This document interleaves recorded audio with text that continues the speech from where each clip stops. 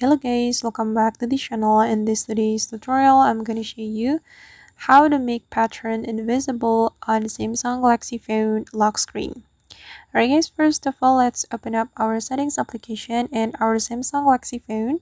And here we have to go to the lock screen setting. Click on lock screen setting and click on secure lock setting. Okay, and just wait for a moment. Alright, and if we want to make our pattern or lock screen pattern invisible, we can disable this feature, make pattern visible. Click on the circle button to turn it off, and right after you turn off this make pattern visible, your lock screen pattern will be invisible. Alright guys, and that's how we can make pattern invisible on Samsung Galaxy phone lock screen. I hope this tutorial will be useful for you. Thank you so much for watching. And if you found this tutorial useful, don't forget to hit the like button, leave your comments, and also subscribe to the channel. See you in the next video.